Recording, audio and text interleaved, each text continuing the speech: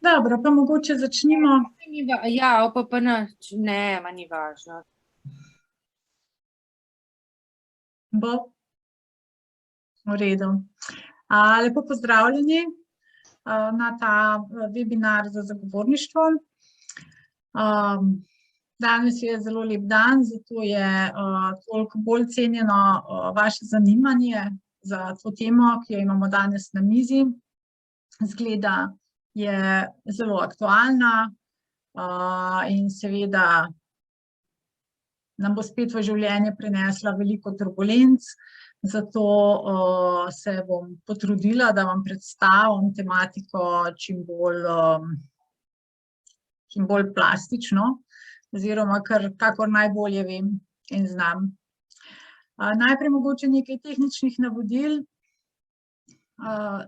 Ta webinar se snema in upam, da se s tem strinjate, zaradi tega, ker posnetek samo dela, v katerem jaz predavam, potem tudi objavimo na spletni strani Mreže za prostor. Za namen razprave, ki ne bo del snemanja, bi vas prosila, če pogledate in preverite svoje poimenovanje, po možnosti ime, priimek in organizacija, iz katere prihajate, da bo potem v sami razpravi ali če se boste vključevali v chat, da bo ostalim bolj razvidno, kdo se oglaša. Za razpravo bomo imeli na koncu nekaj časa, upam, da dovolj, oziroma se bom potrudila, da bo tega časa dovolj. Kar se pa vsebine tiče, je pa ta webinar se izvaja v okviru podnebnega programa Mreže za prostor, to je mreža nevladnih organizacij za trajnostno urejanje prostora. Podnebni program pa financirata Eko sklad in Ministrstvo za okolje in prostor iz sredstev Sklada za podnebne spremembe. Kot samo ime programa nakazuje, gre za podnebno naravnane zagovorniške aktivnosti članic mreže in koordinatorja, to je Inštituta za politike prostora. Zato tudi so zakonodajo spremljamo s stališča tako trajnostnega urejanja prostora kot podnebnih sprememb. Vem, da ste prijavljeni iz zelo različnih koncev, iz zelo različnih, bi lahko rekla, tudi interesnih skupin ali strokovnih skupin. In glede na to vam zanesljivo ne bom mogla dati vseh odgovorov na vaša morebitna vprašanja, ker to enostavno lahko samo tisti, ki so zakone pripravljali in res dobro poznajo njihovo vsebino. Moja predstavitev bo pa predvsem v smeri teh vsebin, ki jih sledimo, to je varovanje trajnostnega urejanja prostora, sodelovanje javnosti, vloga nevladnih organizacij in pa morebitne šibkosti sistema, na katere je treba biti pozoren in ki se lahko izmaknejo in potem urejanje prostora ni več trajnostno.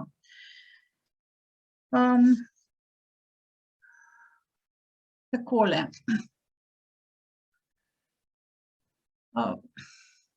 Najprej mogoče samo en kratek spominski pregled na zgodovino prostorsko-gradbene zakonodaje v Sloveniji, ki jo verjetno poznate. Vendar te večje slike nikoli ne smemo pozabiti oziroma se moramo stalno vračati k njej, ker ko kot družba na katerih segmentih zaidemo v neke težave, v neka zagonetna stanja, takrat se pri oblikovanju rešitev moramo vedno vračati k večjim slikam, zato da vidimo, kje se pravzaprav problemi generirajo in kje jih lahko naslavljamo. Od prejšnje države smo v samostojni Sloveniji začeli urejati prostor z zakonom o urejanju prostora ZUREP-1 leta 2003. Prej je veljal še prejšnji republiški zakon in ni se še dobro zagnal, ko smo dobili novi zakon o prostorskem načrtovanju v letu 2007. Ta še danes velja glede katastra gospodarske javne službe in glede prehodnih določb. Potem se je leta 2010 iz njega izdvojilo državno prostorsko načrtovanje v poseben zakon.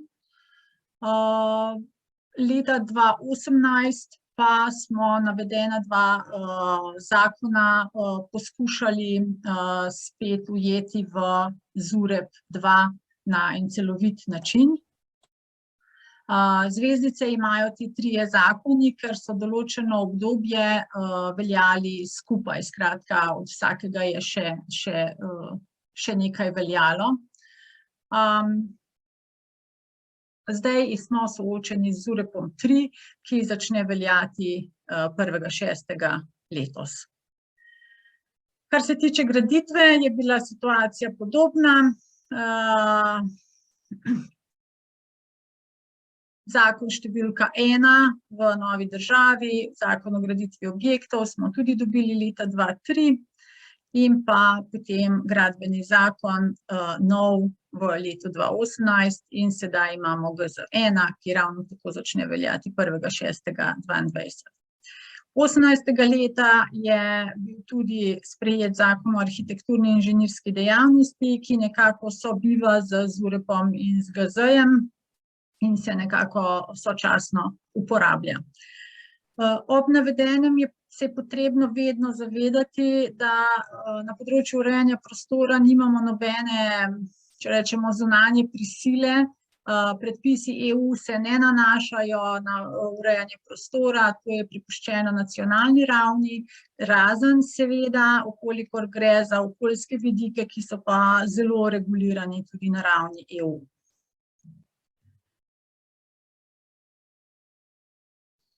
Zdaj, kot rečeno, splošne ugotovitve, ki vam jih bom predstavljala, so nekako subjektivno obarvane zaradi načina ali pa vsebine, zaradi katere spremljamo te zakone. Tako da med vami so sigurno strokovnjaki iz drugih področij ali tisti, ki morda že nove zakona bolje poznate v kakšnih segmentih. Tako da, če v kakšni točki se vam zdi, da nisem točna ali da je kakšna stvar drugače, bo za vse koristno, če mogoče v chat to pripombo dodate, da se sproti tudi popravimo. Skratka, ta velika slika nam kaže, da hitre menjave takih orjaških sistemov in te spremembe ureditve pravzaprav slabijo sistem, sistem ni stabilen.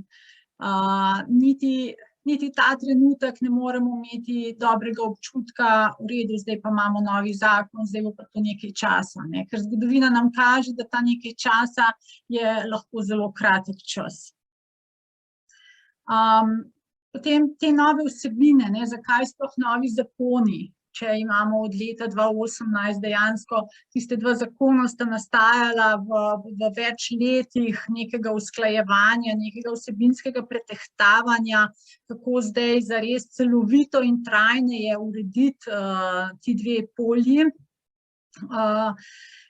In zdaj sta kar na mizi nova zakona, ni bilo nobene posebne obrazložitve, zakaj sta nova. Tudi, ko so šli predloga obeh zakonov v državni zbor, sta pretežno uvodoma vsebovala kar obrazložitve iz prejšnjih zakonov. Skratka, ni argumentov, kaj se je toliko spremenilo, da zdaj potrebujemo nova zakona, ne pa spremembe 2018 uveljavljenih zakonov.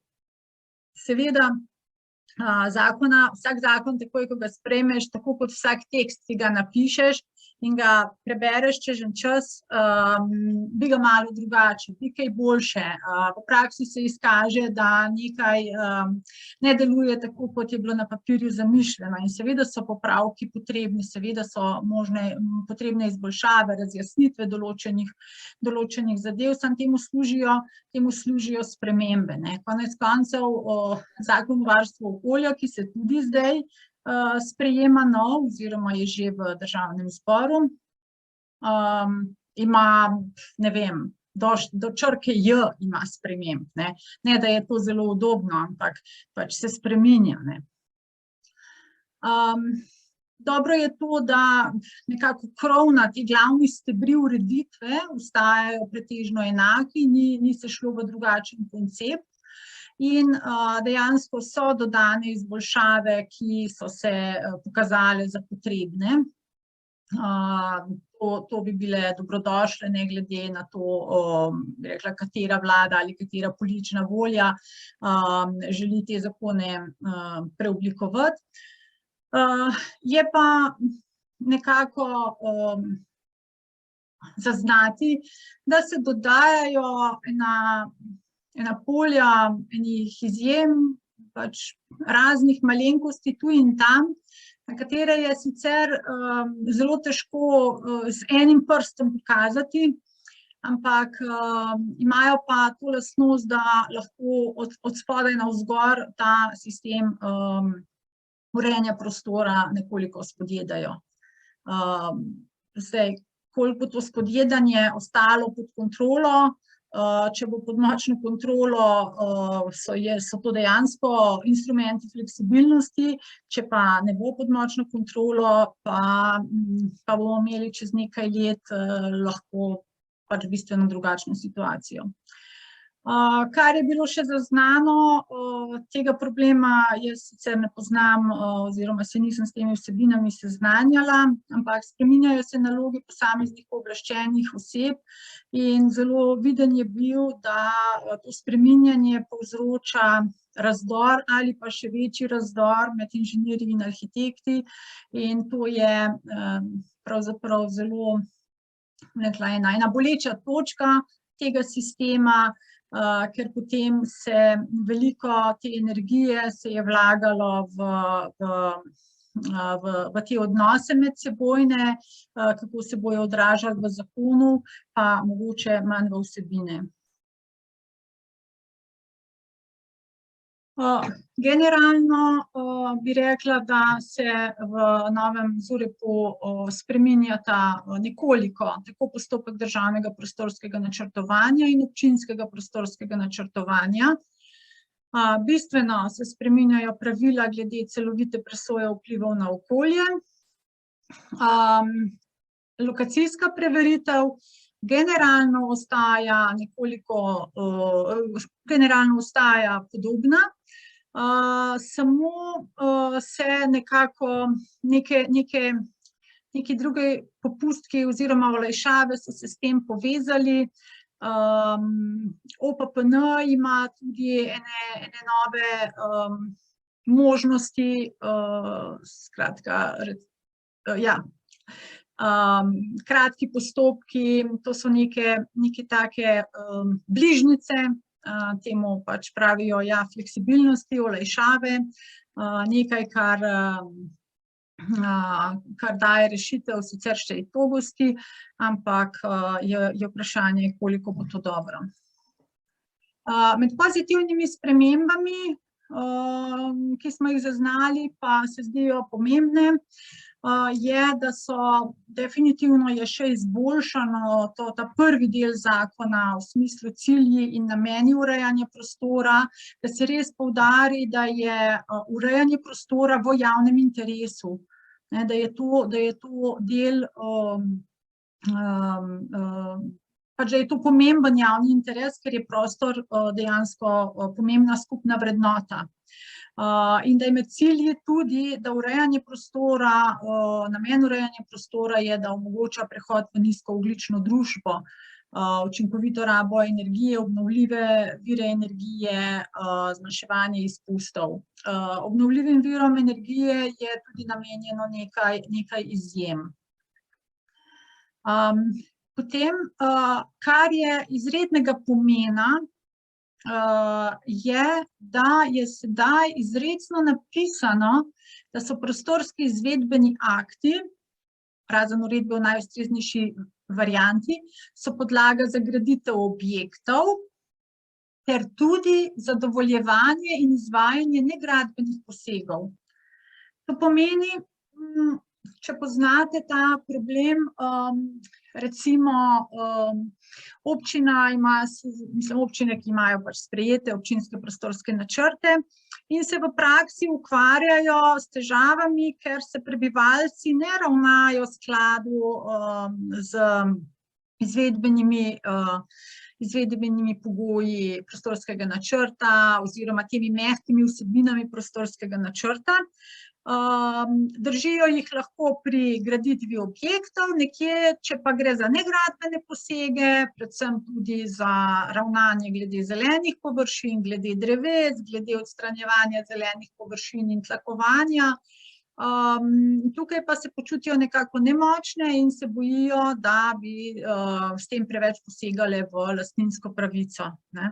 Ampak tukaj zakon zdaj izrecno pove, kar je sicer tudi jasno, tudi če ne bi tega povedal, ne, prostorski izvedbeni akt je predpis in občina po zakonu o lokalni samoupravi je tista, ki na svojem območju izvaja nadzor nad svojimi predpisi, se pravi odloki.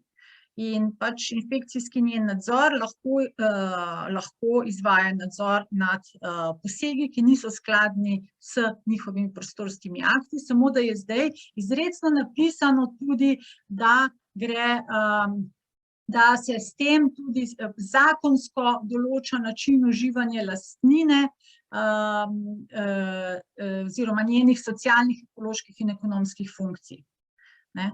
In to je za trajnostno urejanje prostora je, bi rekla, izjemno pomembno, dobrodošla vsebina. Potem s tem povezano je tudi, da imajo občine zdaj lahko uporabijo, če želijo, opcijski instrument priglasitve posegov priglasitve različnih posegov negradbenih, takih, ki jih ne obravnava gradbeni zakon.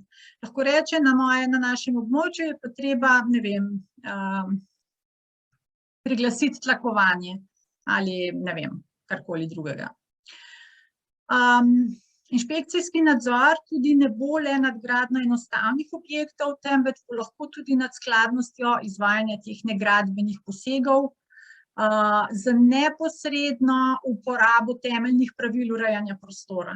To je tudi izredno pomemben napredek vsebinski, se pravi, temeljna načela in pravila urejanja prostora ne bojo tam visela več kar tako, da jih lahko preskočimo, ampak jih bomo lahko na občinski ravni neposredno uveljavili. Seveda je pa treba to zastaviti in ne priporočam, da se to na občinski ravni zastavi pač po prisili, ampak z neko širšo kampanjo v sodelovanju z javnostjo, da se najprej javnost ozavešča o pomenu tega skupnega prostora in kako je to za našo bodočnost in posebej v povezavi z učinki podnebnih sprememb pomembno, da ene stvari skupaj urejamo in ena pravila moramo postaviti. Kaj je še dobro, je to, da je sedaj zakonsko določena omejitev oglaševanja in tudi sankcionirana z globo. To je tudi en bistven napredek in kot pozitivno bi ocenila tudi pri državnem prostorskem načrtu obvezno, pri OPN pa opcijsko se postavi projektna skupina, o kateri bom malo kasneje povedala. Kaj zdaj s celovito presojo? Celovita presoja se doslej, če čisto kratko rečem, dela kot samostojen postopek. Ministrstvo za okolje je izdalo mnenje, ali je potrebno za načrt izdelati celovito presojo vplivov na okolje po merilih, ki izhajajo že iz direktive. O tem je izdalo odločbo, potem se je pripravilo okoljsko poročilo, ki se je skupaj z načrtom razgrnilo. krog mnenj je šel po mnenjedajalcih in na koncu je Ministrstvo za okolje in prostor izdalo odločbo, da so vplivi načrta sprejemljivi. Zdaj pa to ne bo več ločen postopek, pri čemer moram povedati, da ta nov sistem je še vedno skladen z direktivo, ker države imajo različno urejeno. Mi smo to urejali tako, da je Ministrstvo za okolje izdajalo odločbe, kje druge imajo tudi samo mnenja, pač direktiva izrecno ne zahteva, da morajo biti to upravne odločbe. Kar pomeni, da pri prostorskem načrtovanju Ministrstvo za okolje in prostor ne bo izdajalo odločb, ampak bo izdajalo samo mnenje o tem, ali je potrebno, pa tudi mnenje o tem, ali je vpliv plana sprejemljiv. So pa neka že a priorna pravila. Najprej pravilo, da se izvede za prostorske strateške akte. To so strateški plani. To niso prostorski izvedbeni načrti, ampak to so višji regionalni, občinski prostorski plan kot strateški akti. Pri DPN velja pravilo, da se izvede za DPN in za uredbo v najustreznejši varianti, razen če na zaprosilo pripravljalca plana MOP izda mnenje, da ni treba. To se pa lahko zgodi takrat, kadar za nek poseg, ki se načrtuje z DPN, obstaja že višji strateški dokument, ki predvideva tako vrsto posega in je bilo za tisti strateški načrt izvedena CPVO. Pri občinskih prostorskih načrtih velja pravilo, da se potem izvede CPVO za OPN. In o tem MOP nič več posebej ne reče, razen če izda mnenje, da to ni potrebno.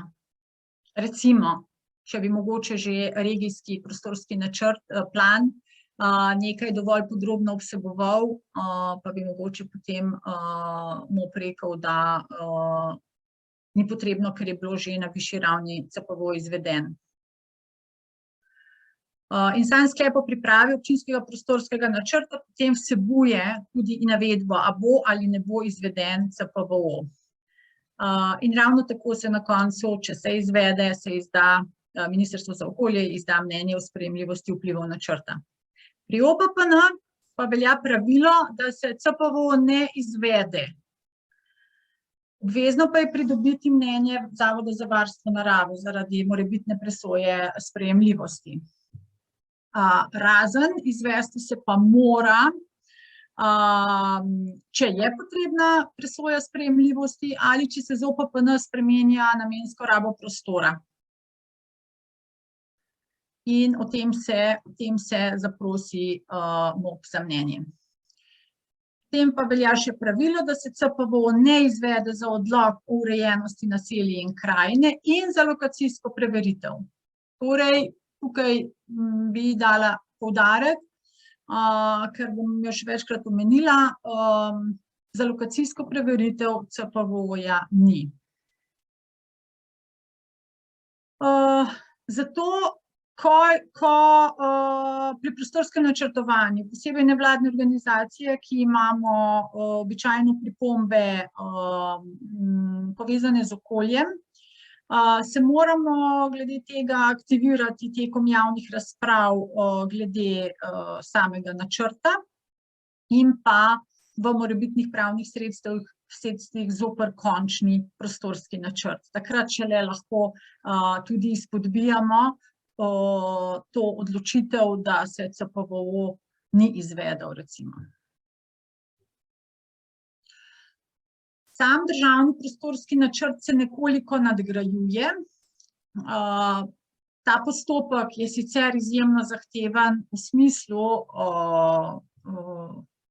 dejansko, to vejo načrtovalci, ampak v smislu nas pravnikov pa kot bralcev teh določil je izjemno kompleksen. Doslej sta bili dve varianti državnega prostorskega načrtovanja, sedaj pa imamo možne so tudi neka dodatna tretja varianta.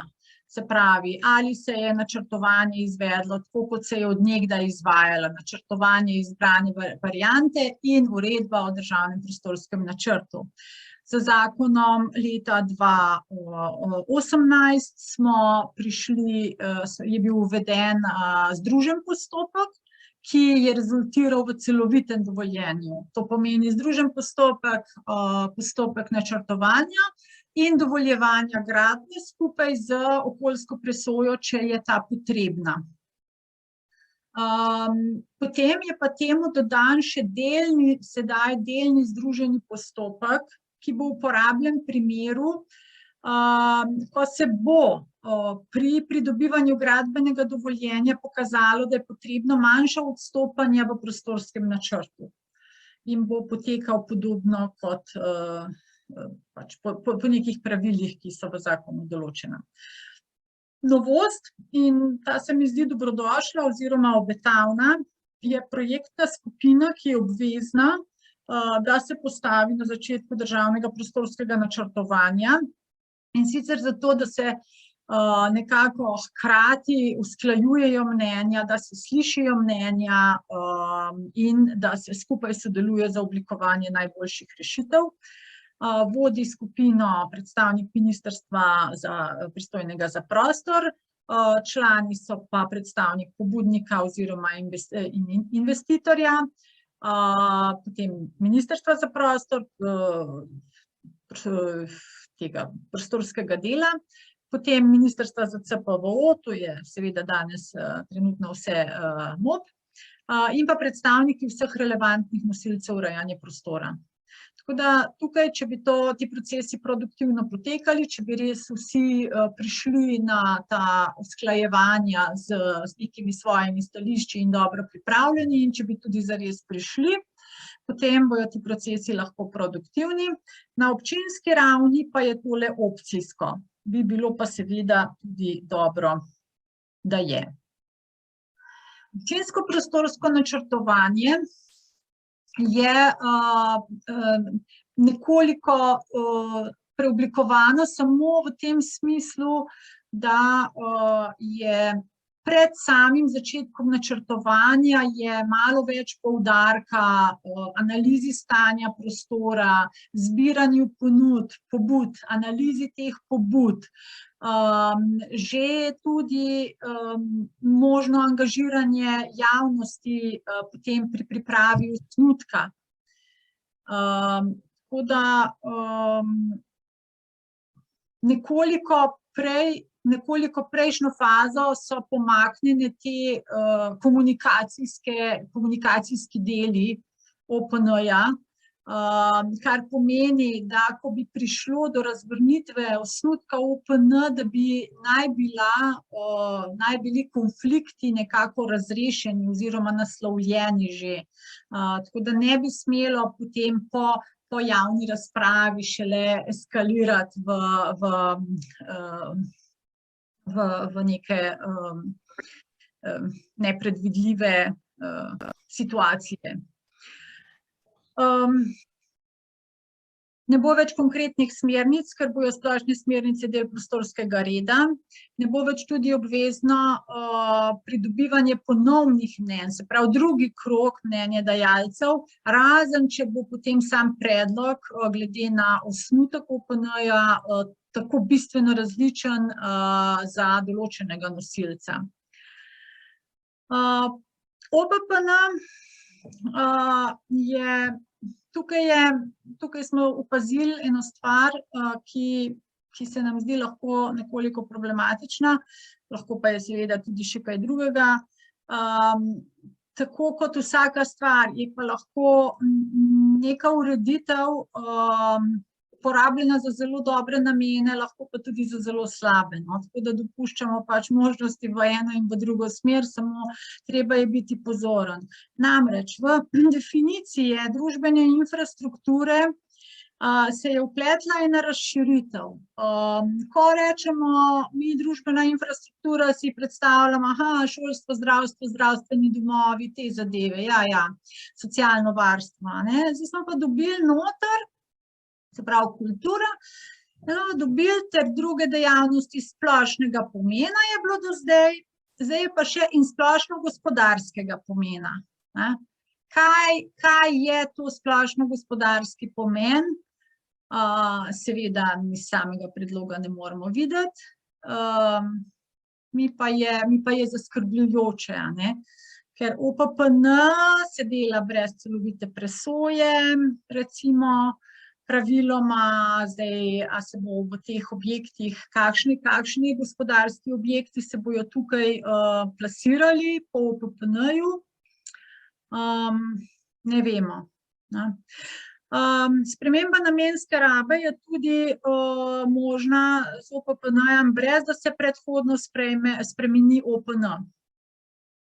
In sicer je možno za umestitev naprav za obnovljive vire energije na obstoječih stavbnih zemljiščih zaradi izvedbe občinskega razvojnega programa ali drugega razvojnega projekta v skladu z regionalnim razvojnim programom, tako da to ne vemo zdaj, kakšni bojo spet tudi ti drugi razvojni projekti. Potem pa se po kratkem postopku se namenska raba kasneje vnese v OPPN. Sicer, kadar se spreminja v OPPN namenska raba, je CPVO potreben. Ja, to smo pa prej rekli. Ja. Kratka, z OPPN-jem se bojo delale ene stvari, ki se bojo kasneje po kratkem postopku nazaj integrirale v OPN. Torej, to je že, ni važno, kako idealen bomo imeli OPN, kasneje se nam bo od spodaj navzgor takole posamično lahko pač marsikaj integriralo. Enako velja za lokacijske preveritve. Ni možno reči, da so lokacijske preveritve nekaj bistveno drugačne, kot je bilo že vpeljano to v letu 2018. Samo da leta 2018 je bilo mogoče še nekoliko bolj, če rečem, sramežljivo navedena možnost širitev stavbnih zemljišč, je pa zdaj to kar nekako v ospredju kot tudi eno tako redno pravilo. Doslej, oziroma ta trenutek še velja, da se lahko stavbna zemljišča za posamične poselitve širijo, če površina stavbnih zemljišč ne preseže obsega obstoječih, to določa 31. člen. Čeprav potem pa nisem navedla člena v enem od naslednjih, je pa v enem odstavku izjema, ki pa pač podira to pravilo, ne, in ta izjema tudi ostaja enaka v novem zakonu. Skratka, 20%, 600 kvadratnih metrov, ne glede na število izvedenih lokacijskih preveritev. In za njih se CPVO ne izvede in lokacijske preveritve se ravno tako kasneje po kratkem postopku sprememb OPN vnesejo nazaj v OPN.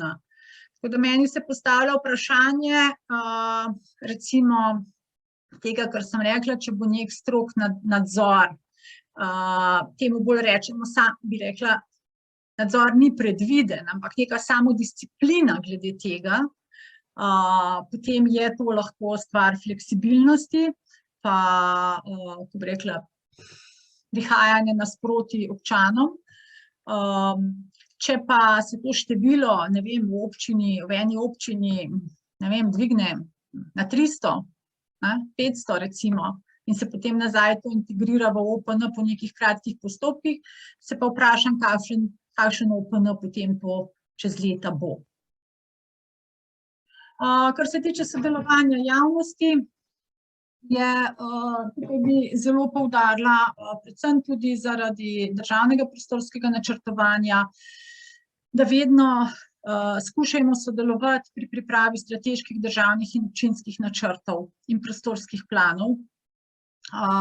Zato, ker predvsem ti strateški državni načrti vključujejo podlage za velike objekte, za katere se potem izvede državno prostorsko načrtovanje in če nismo dovolj pozorni pri strateškem dokumentu in pri njegovem CPVO, potem je zaman, da bomo lahko uspešni v državnem prostorskem načrtovanju, če tam CPVO-ja ne bo.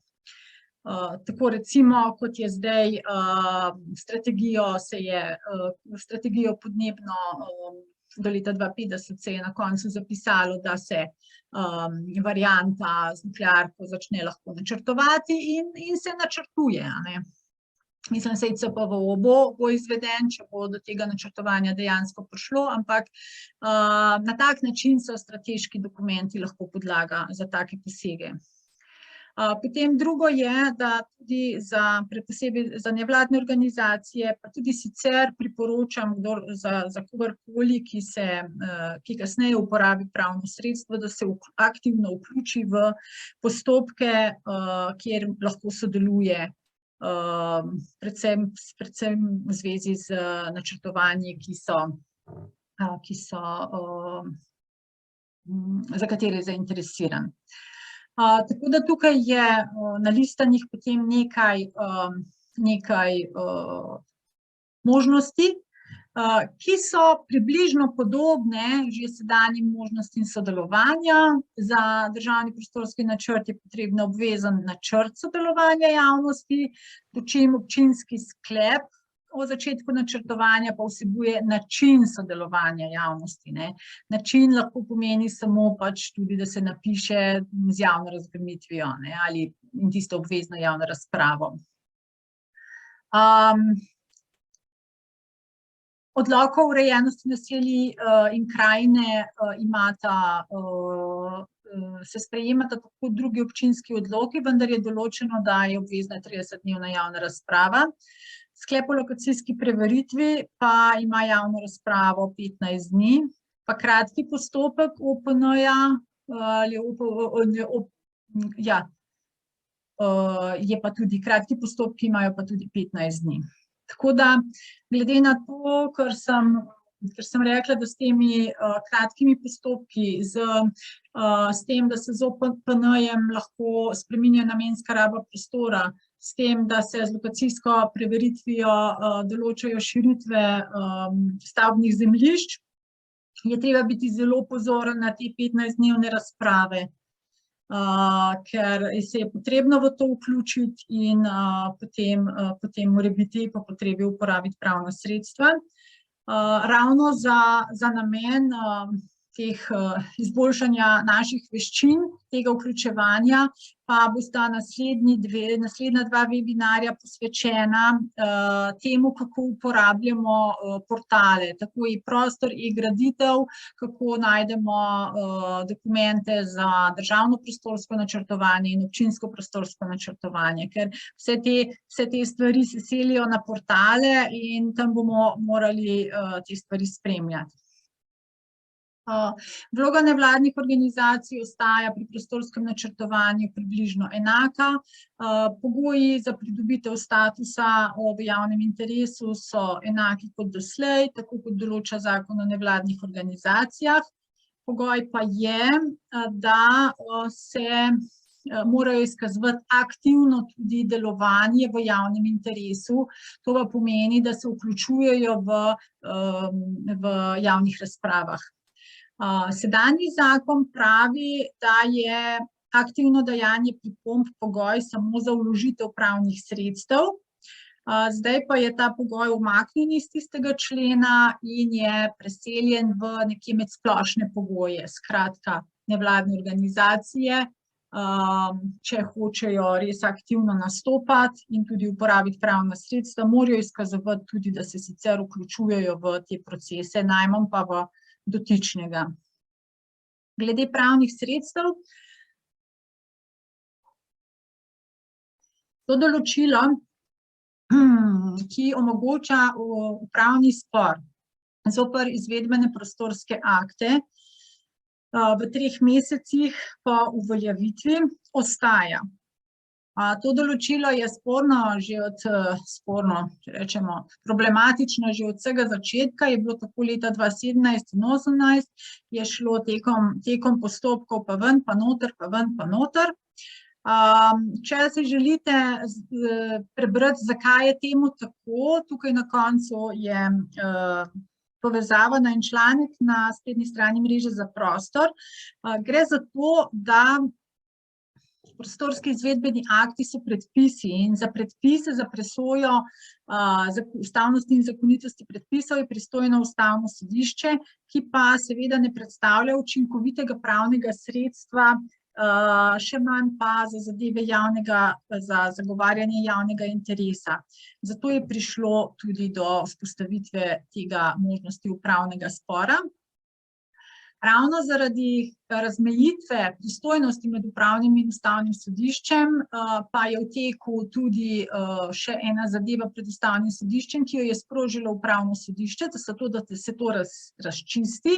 Vendar pa je ta novi 61. člen, bi rekla, zares poskušal in jaz mislim, da dobro to razmejitev določiti in zdaj ne bi smelo biti nejasnosti.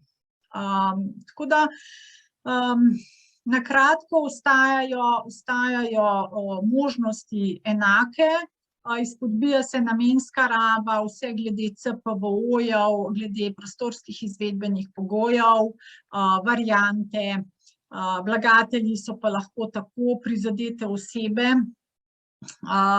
kot nevladne organizacije, vidite tukaj, ki ima aktiven status delovanja in to je ta aktiven iz tistega člena prej.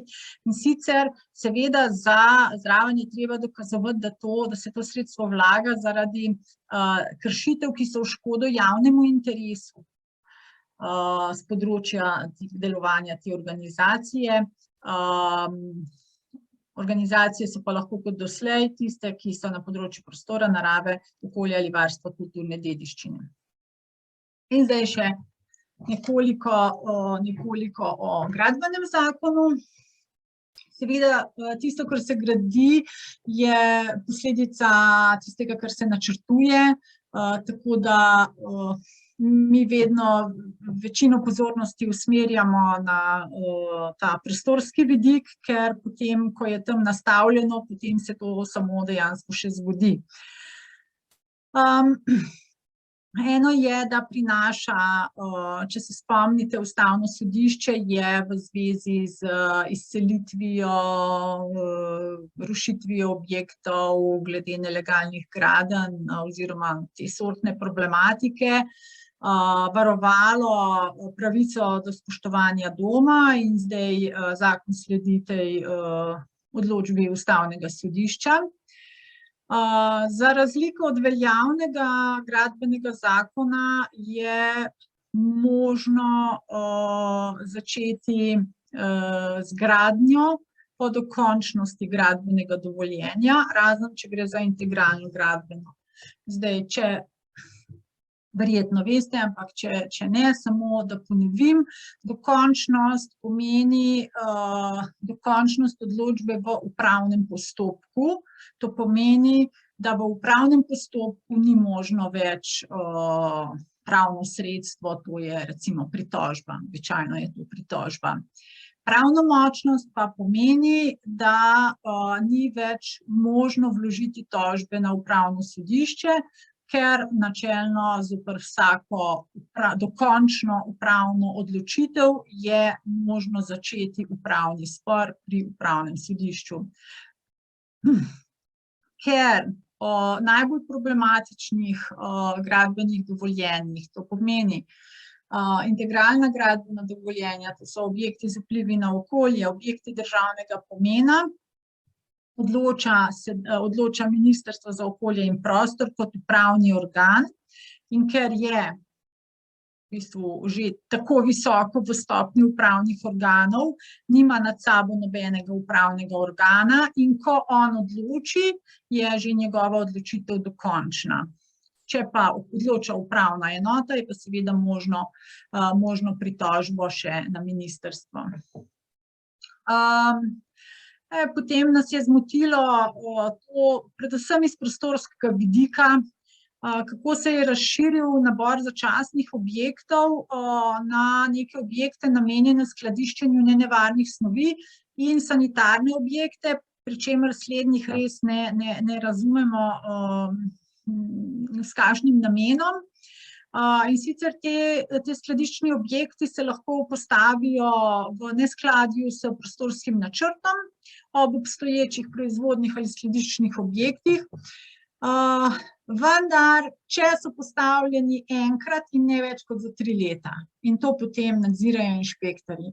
Zdaj, inšpektorji, kakor beremo, pač vsak dan nove predpise, dobivajo samo nove in nove naloge in to zelo težke naloge, a ne. In sprašujem se ob dani nepodprtosti, neširitvi njihovih kapacitet, koliko bojo zmogli začasne objekte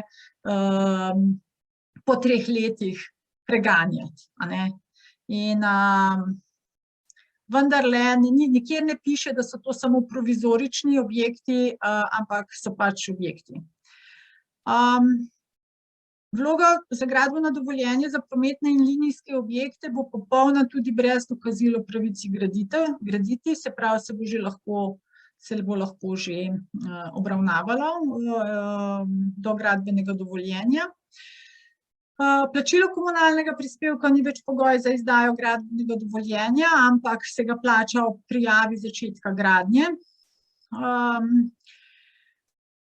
Ker pa tisto, kar sem do zdaj pač vedno mi je bilo imperativ pri postopku gradbenega dovoljenja, to je, da se v postopku izdaje gradbenega dovoljenja preverja skladnost z prostorskim načrtom. No, postopek izdaje gradbenega dovoljenja temu ni več namenjen. Znotraj postopka bo o tem izdala mnenje občina, če gre za pač objekt navaden, ali država, če bo za objekt umestitev prostorske ureditve za graditev objekta državnega pomena. Potem je tudi nekaj olajšav še v zvezi z, če rečemo temu, nelegalnimi gradnjami. In to dovoljenje za objekt daljšega obstoja se bo štelo za uporabno dovoljenje, to je za objekte, ki so bili zgrajeni pred 1.1.2005. No, ampak to se nismo kaj dosti poglabljali. Navaden postopek gradbenega dovoljenja izvajajo upravne enote. Ne glede na to, da je pač konec koncev tako nevladne organizacije kot v medijih se največkrat izpostavljajo objekti z vplivi na okolje kot sporni in o njih je veliko govora, vendar pa procentualno gledano je to zelo majhen del objektov, zelo majhen del izdanih integralnih dovoljenj. Večina gre po upravnih enotah. To pomeni, da tam se izdajo tudi dovoljenja z vplivi na zavarovana območja. Ali pa z vplivi pač na druge dele, kjer se morajo pridobiti pač določena soglasja. Tako da nad temi, bi rekla, civilna družba ali nevladne organizacije nimajo dovolj pregleda, so pa večina. Za navadno gradbeno dovoljenje stranski udeleženci ostajajo v glavnem enaki, to je pač standardni sosedje in podobni. Zelo nekoliko izboljšan ali pa bolj natančno določen je postopek, kdaj kdo koga povabi, kdaj se mora odzvati in kdaj nima pravice stranskega udeleženca oziroma kako upravni organ o tem odloči. Integralni postopek je pa tisti, ki jih je pravzaprav malo, ampak gre za velike objekte za vplivi na okolje, kjer se gradbeno dovoljenje in okoljevarstveno soglasje izdata skupaj. Kar se tiče novosti, deloma je povezano s tem, da so se vse pristojnosti ARSA prenesle že na Ministrstvo za okolje in prostor za postopke s 1. septembrom lanskega leta. kar pomeni, da čisto vsi postopki, razen postopka ugotavljanja okoljske škode in določanja sanacijskih ukrepov, to so primeri, kot je recimo, to so zadeve, kot je bila Kemis, samo ta sorta primerov je še ostala na ARS-u, vse ostalo je sedaj na MOP-u in to pomeni, da tudi MOP odloči v predhodnem postopku, ali je ali ni potrebno izvesti presojo vplivov na okolje, glede na uredbo, ki določa te posege, in ta odločitev mora biti obvezni del vloge za gradbeno dovoljenje. Seveda govorimo o objektih, o katerih govori uredba o teh posegih. Ta uredba pa govori, za katere posege je presoja obvezna, za katere je pa obvezno izvesti predhodno presojo oziroma presojati ali ja ali ne. Potem je pa še ena novost glede v tem integralnem postopku, ki se mi zdi, bi rekla, dobronamerna in smiselna, je pa vprašanje, kako bo to zaživelo. Namreč, da bi se nekako tako investitorju olajšalo, da ne hodi od enega do drugega objekta s presojo, skozi cel postopek presoje vplivov na okolje. Po drugi strani pa tudi verjetno z namenom, da investitor ne podlega tej želji, da svoj projekt razreže tako, da ravno vsi razrezki padejo pod prag presoje vplivov na okolje.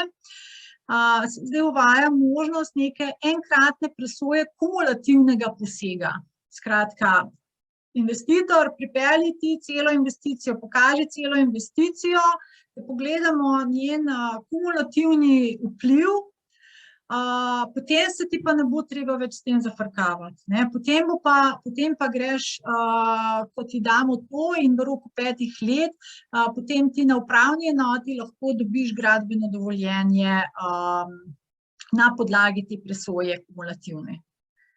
Tako da to bi bilo lahko dobro, če bojo investitorji prepoznavali smiselnost in kvaliteto te rešitve. Kar se tiče sodelovanja javnosti v integralnem postopku, je to tako, da sodelovanje javnosti je nekoliko pozno. Ko MOP ugotovi, da je poseg s stališča mnenjedajalcev sprejemljiv, se pravi, to pomeni, da je vloga že vložena, da so mnenjedajalci zaprošeni, da izdajo mnenja, da se ta mnenja pregledajo in potem okej, stvar stoji, takrat se obvesti javnost o začetem postopku. Zdaj, zakaj to ni fino? Še 2 leti nazaj smo imeli na spletni strani ARSO, vloge so bile objavljene. In smo lahko, javnost je bila lahko seznanjena, kaj se pričakuje, kdo je začel z nekim postopkom. Potem pa mislim, da so te vloge izginile. Tudi ni zares nikjer nobene obveznosti po direktivi, ki bi se eksplicitno nanašala na to, bi bila pa stvar smiselna. In seveda je zdaj predpisano, da se bo javnost obvestila o stvari tik pred zdajci. To pomeni, o začetku postopka boš obveščen prvič oziroma javno naznanilo bo prvič, ko bo že tukaj osnutek tudi odločitve. In potem seveda 30 dni, vendar do sem je lahko postopek že kar dolg časa tekel in do sem se nabere veliko gradiv in je to v teh rokih zelo težko ovrednotiti in konzumirati. Je pa tudi teh 30 dni tistih istih, v katerih lahko potem nevladne organizacije, ki tedaj recimo prvič izvejo, da ta postopek teče, se lahko vključijo kot stranski udeleženci. In sicer To so pa nevladne organizacije v javnem interesu, ki delujejo na področju varstva okolja in ohranjanja narave, kot doslej, in civilna iniciativa, kot doslej, vendar, če gre za objekt državnega pomena, se zahteva višje število polnoletnih oseb, torej ne samo 200, kot sicer, ampak 500. To je na območju občine same, kjer je poseg, ali občine, ki meji na to občino. In v roku 30 dni morajo vložiti pač to vlogo. In pa zraven tudi podatek o varnem elektronskem predalu, na katerega jima bo upravni organ vročal dokumente. In sicer se štejejo za vročene v 3 delovnih dneh, mislim, da sicer po splošnih pravilih upravnega postopka, da je ta rok daljši, tako da za nevladne organizacije se vedno te stvari skrajšujejo in otežujejo. No, ob tem sem se seznanila s tem predalom, ki je pri pošti, evo, na tej povezavi. In še pravna sredstva.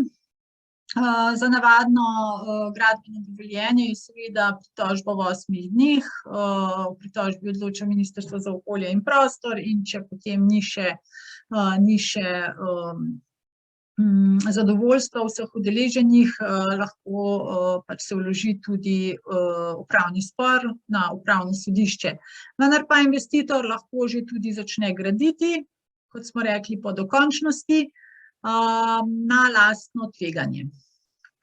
Kar se pa tiče integralnega gradbenega dovoljenja, pa tako nevladne organizacije in civilne iniciative, ki so bili stranski udeleženci v postopku, lahko začnejo upravni spor, lahko ga pa začnejo tudi, če niso bili, kar sicer zgleda nekoliko čudno, ampak je pa posledica pač opominov Evropske komisije zoper Slovenijo, da pravica dostopa do pravnih sredstev ne sme biti pogojevana samo s tem, da si udeležen predhodno v tem postopku.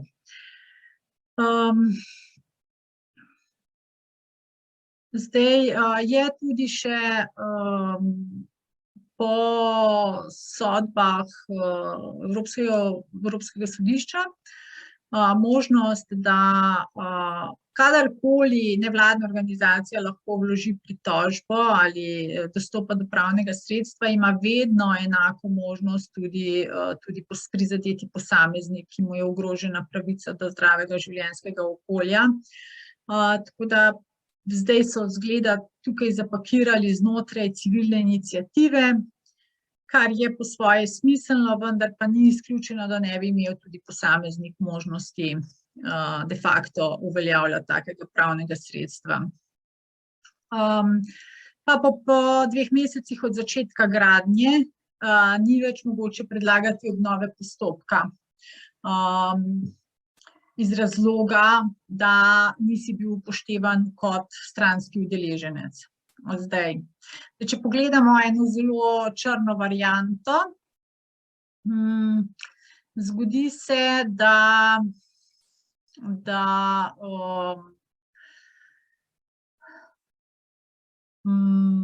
se ne ve, da je bila odločba že izdana, pa nihče bodisi ali ni bil dovolj pozoren, ali tudi imeli smo že izkušnje, ko so bile te zadeve na spletni strani ARSO, da so se kdaj tudi selile, oziroma nikoli nisi mogel biti siguren, da boš na istem mestu našel, če boš pogledal na isto mesto, da boš zanesljivo tam našel objavo, in da če tam objave ni, da potem se ni nič zgodilo, ker lahko je objava nekje drugje. Zato se bomo v prihodnjih webinarjih še nekoliko več s temi portali ukvarjali, zato da bomo res dobro seznanjeni s tem, kam je treba pogledati. Torej, investitor začne graditi, nekdo ni bil udeležen v postopku, ima pa možnost sicer recimo po tej drugi alineji, da vloži pravno sredstvo, vendar tega seveda rok 30 dni, zakonski rok za vložitev tožbe bo zamudil, vendar je pa možno po upravnem postopku, po zakonu o upravnem sporu še vrnitev v prejšnje stanje v roku 1 leta. Obnova postopka v roku 1 leta, po zakonu o splošnem upravnem postopku, ne sporu. Obnova postopka v roku 1 leta, in to je skrajšano na 2 meseca.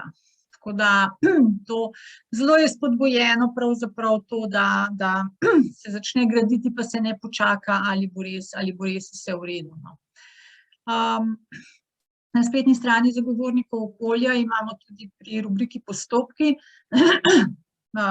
so predstavljeni vsi postopki prostorskega načrtovanja in graditve za vključevanje javnosti in uporabo pravnih sredstev, vendar seveda ne še za nova 2 zakona, to pa bo storjeno do njihove uveljavitve.